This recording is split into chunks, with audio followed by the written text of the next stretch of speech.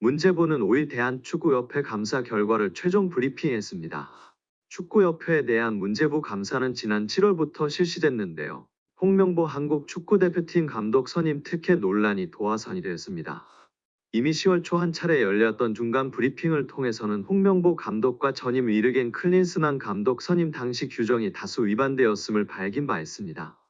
이날 브리핑을 실시한 최현준 문제부 감사관은 정몽규 회장을 포함해 협회 관계자들을 대면 미서면 조사한 결과 부적정한 행정처리와 불합리한 업무 관행을 확인했다며 총 27건의 부당한 사항이 확인되어 문책, 시정, 주의를 요구하거나 합리적 개선 방안을 마련하도록 통보했다고 밝혔습니다.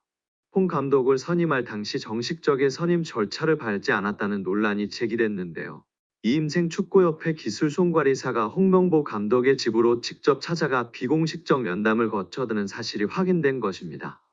이후 이임생 이사는 기자회견을 통해 홍명보 감독의 선임은 전적으로 자신의 결정이라 말했습니다. 또 당시 홍 감독을 독대했다고 밝혔습니다.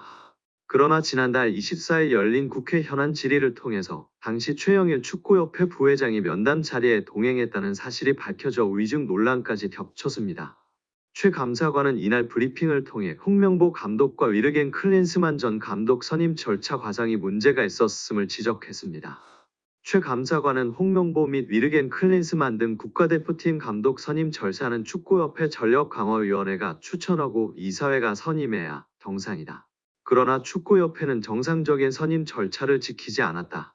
감독 선임 당시 정강이를 무력화시키고 이자 최종 면접을 권한이 없는 회장이 직접 했다.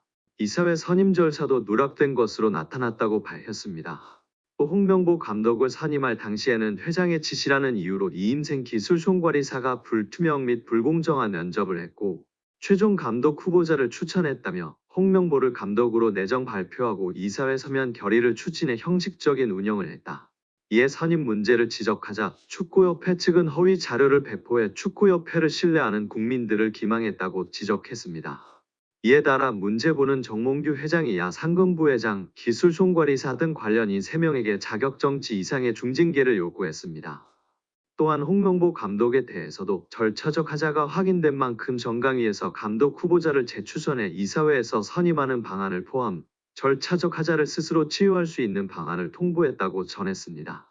더불어 문제부는 연령별 대표팀 지도자 선임 절차의 문제성과 더불어 축구종합센터 건립 사업 부적절성, 축구인 기습 사면에 대한 문제, 축구 지도자 강습회, 불공정 운영 등 축구협회에 방만하고 부적정한 행정 처리를 모두 지적했습니다. 최 감사관은 정몽규 회장은 정관에 따라 축구협회를 대표 및 업무를 총괄하고 있다며 그 외 사면 업무 처리의 부적정, 축구종합센터 건립 관련 보조금 허위 신청 및 차입 절차 위반, 무자격자 지도자 선임 등에 대한 관리 감독 책임이 있음을 감안해 징계를 요구했다고 발표했습니다. 축구협회는 올해 초 마이너스 통장을 개설하며 문제부 승인을 받지 않은 데 이어 추가 자료 제출도 턱없이 부족한 것으로 드러나 구설수에 올랐습니다. 축구협회는 지난 2월 말 선안축구센터 건립 예산 마련을 이유로 615억 원의 마이너스 통장을 개설한 후 7월 말까지 약 8억 원을 대출받은 것으로 밝혀졌습니다. 이는 당초 같은 달 알려졌던 300억 원의 2배에 달하는 규모입니다. 또 축구협회는 77억 원의 보조금을 지원받는 과정에서 사무공간을 만들지 않기로 한 협의를 깬 것으로 알려졌습니다. 이에 따라 문제부는 교부 결정 취소 및 보조금 환수 조치를 요구할 계획입니다. 축구협회는 문제부 조치 요구에 따라 1개월 이내 징계 의결을 하고 2개월 내에 태도 개선과 시정 조치를 취해야 합니다. 박문성 축구 해설위원이 정몽규 대한축구협회 회장을 비판했습니다. 박 해설위원이 27일 MBC 라디오 뉴스 하이킥에 출연해 정 회장에게 직격탄을 날렸는데요. 박문성 축구 해설위원이 정 회장이 자진해서 사퇴하지 않는 이유를 두고 정 회장 마음속에 들어가 보지 않는 이상은 알 수 없다. 하지만 축구협회 회장 자리는 매력적인 공간이다. 우리는 축구협회장 자리를 한국 축구의 수장 정도만 생각한다. 하지만 국제축구연맹 피파가 진행하는 월드컵을 포함한 모든 국제적인 행사에 축구협회장 자리로 가면 그 의전은 사실상 거의 대통령급에 해당한다고 말했습니다. 이어 유럽에 가면 축구협회 회장 아니면 축구팀의 구단주 이런 명함이 박혀 있으면 활동하거나 비즈니스 하는데 매우 큰 도움이 된다고 밝혔습니다. 그러면서 지금까지 나왔던 많은 문제 이미 드러나 있다. 또 이번 현안 질의를 통해서 사실은 의혹이 해소되기는커녕 더 많이 부풀어졌다. 하나도 해명되지 않았다. 오히려 지금 의혹이 계속 더 추가로 나오고 있다. 특히 홍명보 한국축구대표팀 감독 선임의 절차와 과정에 모든 것들이 다 불공정했다는 이야기들이 이미 다 어느 정도 나왔다. 이제는 지금의 이 체제 그만 끝내는 것이 옳다고 전했습니다. 정몽규 대한축구협회장은 국제축구연맹 피파가 한국의 사례를 모범으로 보고 있다고 믿고 있습니다. 하지만 대한축구협회는 지금껏 아시아에서 조사 최고 협회상을 받은 적이 한 번도 없습니다. 29일 오후 8시 서울 경희대학교 평화의전당에서 2023 아시아 축구연맹 어워즈가 열렸는데요. 2023년 AFC 주관대회 및 국제대회 성적을 기준으로 하며 올해 초 펼쳐진 2023 카타르 아시안컵 역시 수상 기준에 포함되었습니다. 이번 시상식에서 한국은 올해의 남자 국제선수상의 손흥민이, 올해의 여자 감독상의 박윤정 감독이 수상의 영예를 안았습니다. 서령욱, 배준호, 김혜리, 케이시 유진 페어 등도 수상을 노렸으나 아쉽게 다른 선수에게 영광을 내줬습니다. 대한축구협회도 이번 시상식에서 트로피를 들지 못했습니다.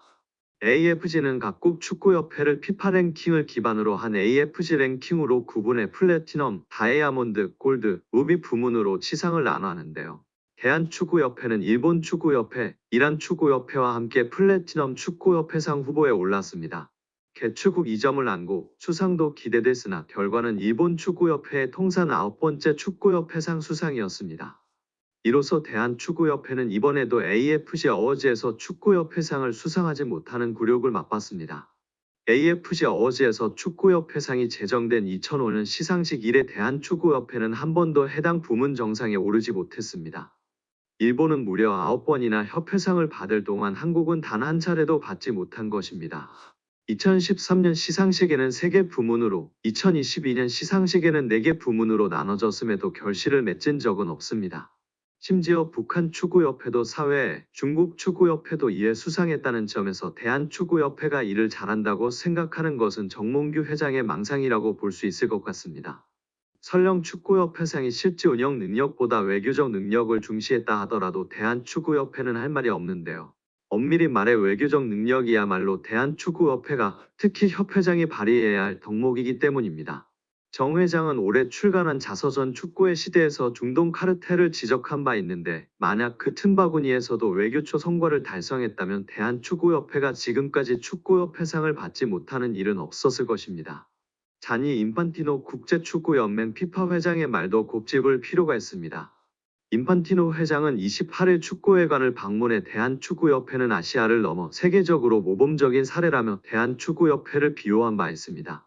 관련해 정 회장은 시상식 전 취재진을 만나 인판티노 회장은 한국에서 일어나는 일도 잘 이해하시고 모든 미디어에서 나오는 거 모니터하신다. 천안에 짓는 축구종합센터에 대해 이야기를 드렸을 때는 감격하셨다. 피파도 축구종합센터가 전 세계에 좋은 모델이 될 거라 말했다라고 힘주어 말했습니다. 그러나 인판티노 회장의 말은 어느 나라에서나 할 수 있는 외교적 수사에 가깝고 원론적인 답변에 가깝다는 건 초등학생도 아는데 정몽규만 모르는 것 같습니다. 이 말에 심취할 게 아니라 현실을 되돌아보고 더 발전할 영역이 있는지 탐구해야만 합니다. 정 회장은 AFC 어워즈와 컨퍼런스를 유치하며 한국 축구의 성과를 보고자 했지만 결과적으로 대한축구협회가 여전히 나아갈 길이 멀다는 거 확인하는 장이 됐습니다. 정 회장은 인펀티노 회장의 립서비스에 갇혀 있을 게 아니라 반성을 통해 자신이 해야 할 일을 명확히 이행해야 합니다.